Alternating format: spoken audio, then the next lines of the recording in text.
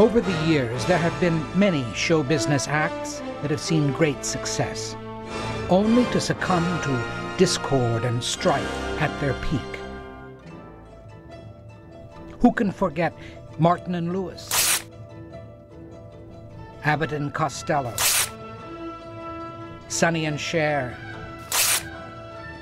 Simon and Garfunkel, Ben and Jen? But perhaps the most poignant of all breakups occurred recently in the sleepy bedroom community of Redondo Beach, California. Tonight, on True Hollywood Story, the split of the century, the breakup of Dan and Dave.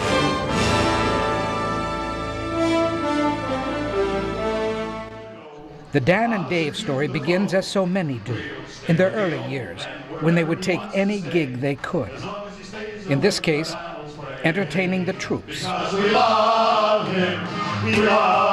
It was a tough life.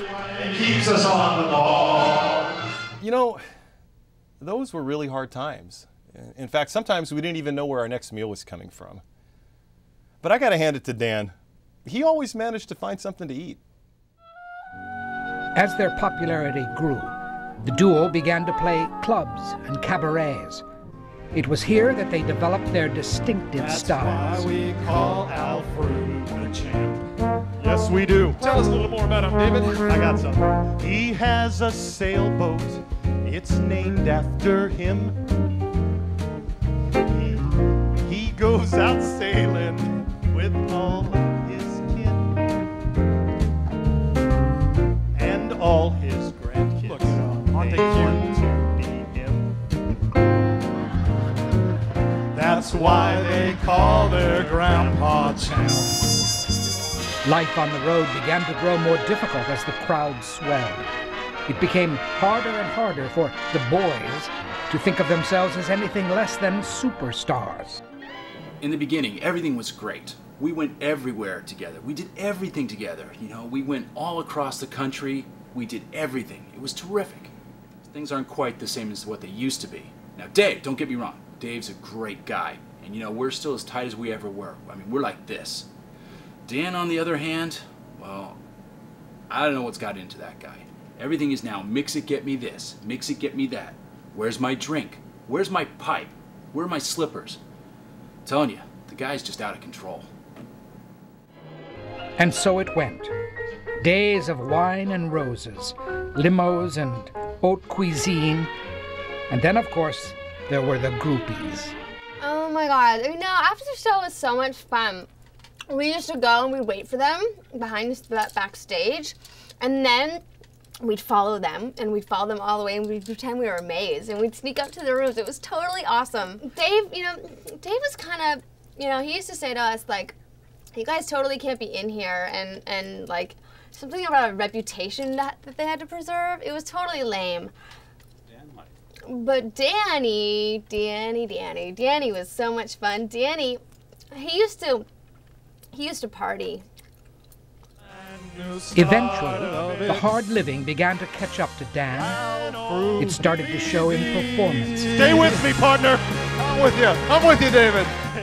You know, I love the guy, but it gets hard to hold it together. And after a while, he was dragging the whole act down. Man, we used to have to hold up loadout just to get Dan off the stage. He'd be passed out behind the drum set or something. Then when we tried to move him, he'd yell at us and tell us we were all fired.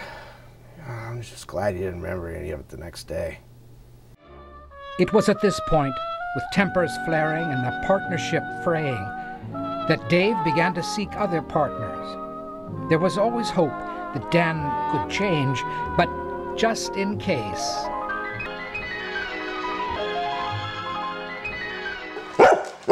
Okay, Kibble and Perrier on the bus. Okay, no problem. Feathered doggy bed in the green room. Okay, chew toy. You can have that too. No problem. A weight room? You've already got a weight room. Look, kid, I want to work with you, but you're just too demanding. As album sales continued to dwindle and bookings grew more and more sparse, Dan spiraled down into the depths of depression and drink. The end was near.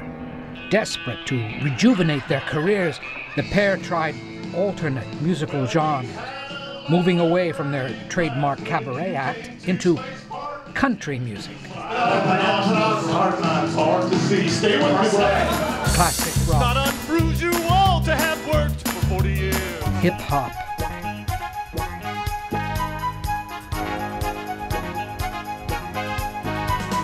And show tunes. And Northrop won't be the same without Alfrew. But the years of hard living had taken their toll. Dan could no longer mangle a tune even as poorly as he usually did. Finally, in their last performance together, Dan hit rock bottom.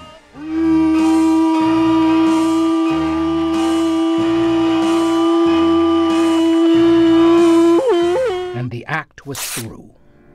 In June of this year, the breakup finally came. Dan and Dave were no more. Dave soldiers on, determined to continue his career in show business no matter what the venue. While Dan has faded from the showbiz scene and now spends his time spinning smart sentences for a colossal capitalist corporation. Yet, for fans of the boys, one ray of sunshine remains. The music, enshrined in recorded form forever, is still available for a nominal fee.